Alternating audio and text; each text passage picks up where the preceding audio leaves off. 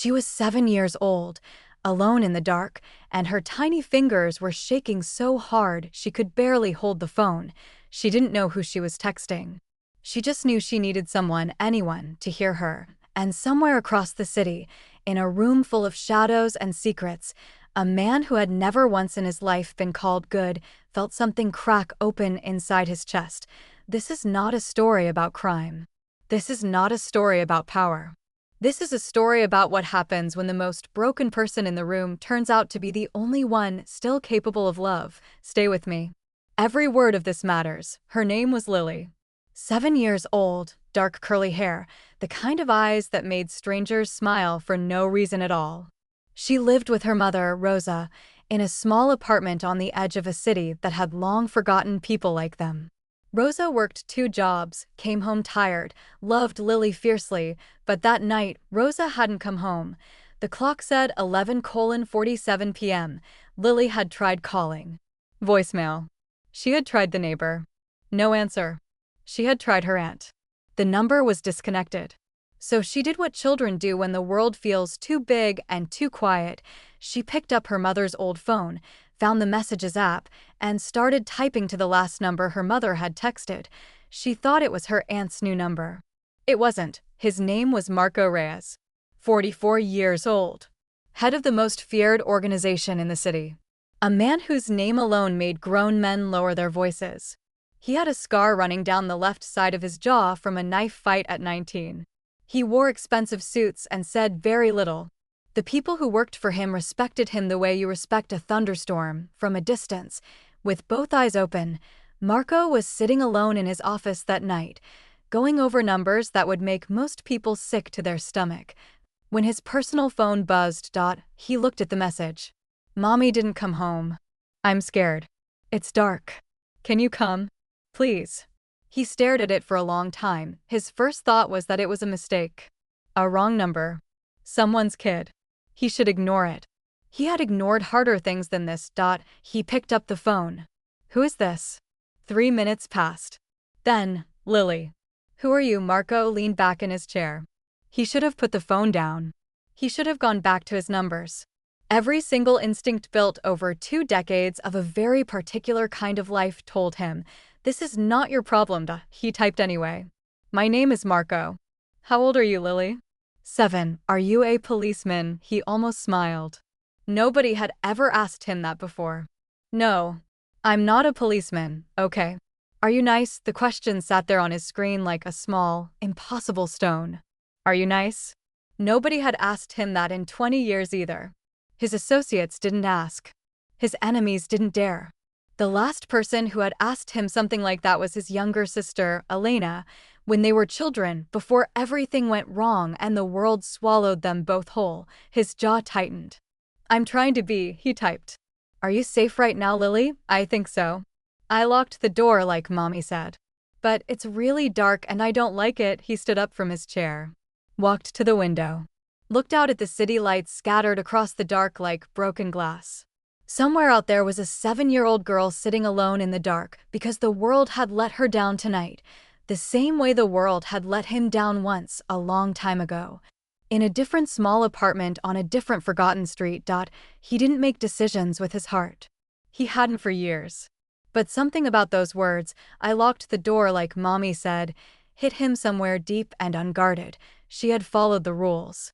She had done everything right. She was just a little girl waiting for someone to come. Lily, can you turn on any lights? I tried. The big light is broken. Mommy was gonna fix it, okay? Do you have a lamp? Or a phone with a flashlight? Yes. I didn't think of that. A moment later. It's better now, thank you, Marco. He exhaled slowly. Sat back down. Told himself he would stay on the phone just long enough to make sure she was okay, and then he would hand this off, call someone, an authority, a service, anyone. This was not his world, but then Lily typed, Marco, are you still there? I'm here. Can you stay till Mommy comes? And Marco Reyes, the man the whole city feared, typed back without a single second of hesitation, I'm not going anywhere. For the next hour, Marco learned more about Lily than he had learned about any person in years. He learned that her favorite color was yellow because it looked like sunshine and sunshine made her feel safe. He learned that she had a stuffed bear named Captain who was missing one eye but was still, in her words, the bravest bear in the world. He learned that she was in second grade, that her teacher's name was Miss Daniels, that she had one best friend called Sophie who could burp the alphabet and thought this was the funniest thing on earth. He typed careful, slow responses. He asked questions. He kept her talking, not because he had a strategy, but because somewhere inside that iron chest of his, something had woken up and it did not want to go back to sleep. Around 1 a.m., Lily typed, "Marco, do you have kids?" He paused. He had never had children. He had chosen this life too young and too completely. There had been a woman once, Maria, and for a brief window of time he had imagined something different. But the life had taken her from him, not through violence, but through the simple, honest truth of who he was. She had looked at him one day and said, "I can't watch you disappear into yourself," and she had walked out the door, and he had let her go because that was the kindest thing he knew how to do. "No," he typed. "No kids, that's sad. You would be a good dad, I think." He stared at that message for a very long time. Across the room, on his work phone, 3 messages had come in from his second-in-command, Dante. The first said, "Boss, we have a situation." The second, "Marco, I need you." The third, more urgent, "This can't wait." Marco Reyes, for the first time in 20 years of running an empire built on the principle that nothing personal ever comes before business, set the work phone face down on the table and typed to a 7-year-old girl, "You really think so? Yes. You are nice and you stayed." That's what good dads do. What happened next, he would never fully be able to explain. Something loosened in him. Some old and rusted door in the back of his chest swung open on a hinge it had not moved on in decades, and behind it was everything he had buried: his own childhood, the fear, the nights he had sat alone and small and waiting. The boy he used to be before survival turned him into something harder and stranger and colder than he'd ever meant to become. He hadn't cried since he was 11 years old. He didn't cry now. But his hands were not entirely steady when he typed his next message. "Lily, what does your front door look like from the inside? What locks do you have?" There's the round twisty one and the sliding one on top." "Good. Both of those are locked?" "Yes, and your phone has charge, 46%, okay. That's plenty. You're doing really well, Marco." "Yes, I'm getting sleepy. But I don't want to sleep in case mommy comes." He made a decision then. Not a calculation, not a strategy, a decision. He picked up his work phone, dialed Dante, and before Dante could say a single word, said, "Find out if anything happened tonight on the south side of Carver Street. Woman named Rosa. And you find out in the next 10 minutes. Dante, who had worked for Marco for 11 years and knew better than to ask unnecessary questions, simply said, "On it." 9 minutes later, Marco had an answer. Rosa had been in a minor car accident on her way home, a rear collision, nothing life-threatening, but she had been taken to St. Augustine's Hospital for a precautionary check because she had hit her head. Her phone had died in the ambulance. She had been awake and asking about Lily for the past 2 hours, and the hospital staff had been trying to track down emergency contacts with no success. She was fine. She would be home by morning. Marco looked at this information.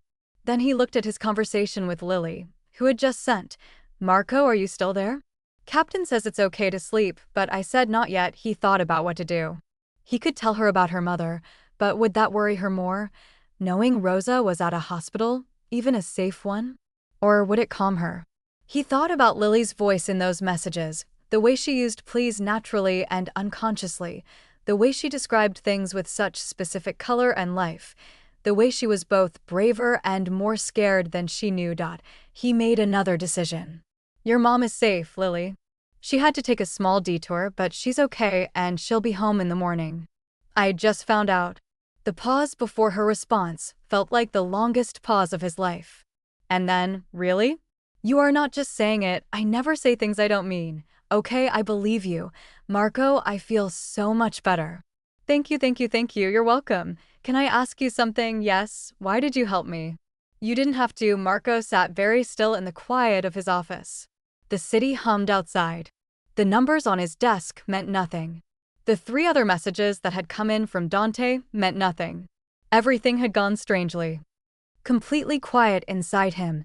The way it only does when something true is about to surface. He typed, because a long time ago, someone should have helped me when I was scared and alone. And they didn't. So I decided that if I ever had the chance to be that person for someone else, I would be. Lily took a moment. Then, I'm glad you were the wrong number, Marco. So am I, Lily. So am I. Good night, Marco.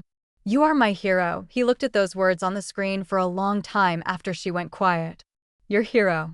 He had been called many things. Feared. Ruthless. Powerful. Untouchable. Nobody, not once in 44 years, had ever called him a hero. It felt like something he hadn't earned. And it felt, somehow, like the truest thing anyone had ever said to him. He didn't sleep that night. He sat in that office with the lights of the city outside and something shifting, slowly, like tectonic plates deep in the earth, quiet, enormous, and permanent. By sunrise, a decision was forming.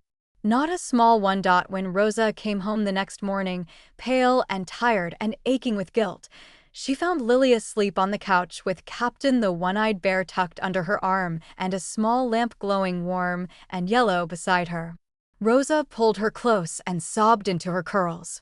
Lily woke up, blinked, and said, very calmly, "It's okay, Mommy. Marco stayed with me." Rosa looked at her. "Who is Marco?"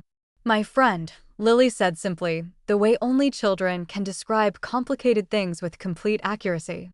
"He stayed with me all night. He found out you were safe. He's really nice." Rosa checked the phone.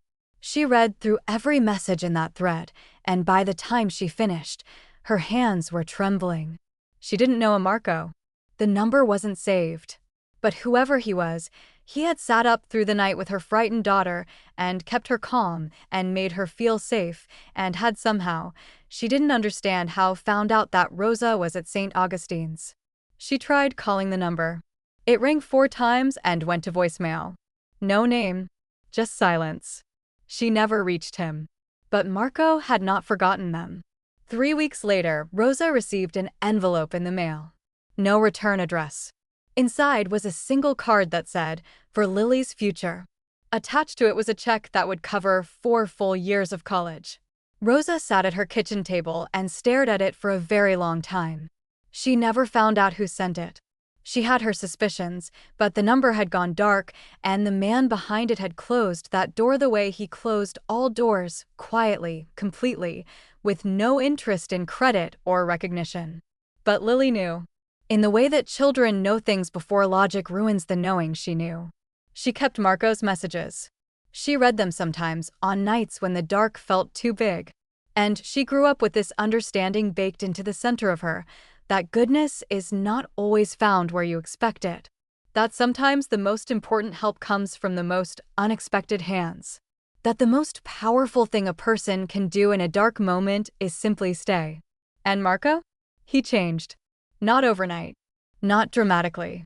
Not in the way stories sometimes show it, with sudden goodness and clean hands and a perfect transformation. Life is not a movie. Broken things don't unbreak cleanly. But he changed. He started asking different questions. He looked at the young men working for him, boys, really, some of them, boys the same age he had been when he chose this, and he started seeing them differently. He opened a youth center on Carver Street. He funded it anonymously. He never visited it publicly. But he drove past it sometimes, late at night, and watched the lights inside and thought about a little girl who locked the door like her mommy said and sat in the dark and waited for someone good to show up. He thought about what she had said. You didn't have to. He had lived his whole life on the principle of not having to. You don't have to care. You don't have to stay. You don't have to let the soft parts of you survive. But Lily had cracked something open with those 4 small words, because embedded in them was the other side. But you did. You didn't have to, but you did. And that quiet, unforced, unwitnessed choice to show up for a stranger in the dark, turned out to be the most powerful thing Marco Reyes had ever done in 44 years of accumulating power. Because power over people means nothing. It fades. It breeds fear, not love. It builds walls, not bridges. But the power to make one frightened child feel safe, that echoes. That ripples outward through years and decades, and into a little girl who grows up knowing that, even on the darkest nights, there are people willing to stay. That is the kind of power that outlasts everything.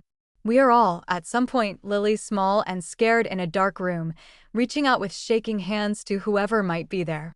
And we are all, at some point, Marco, sitting in a room full of things that seem important when something truly important comes knocking. The question is never whether we have to. The question is always whether we will. Yellow Heart Short Life Lesson. The most important thing you will ever do for another person will probably be something small: a message answered, a light turned on, a presence held steady in the dark. Don't wait to be a perfect person before you decide to be a good one. Goodness is not a destination. It is a choice you make in the moment you didn't have to, but did anyway.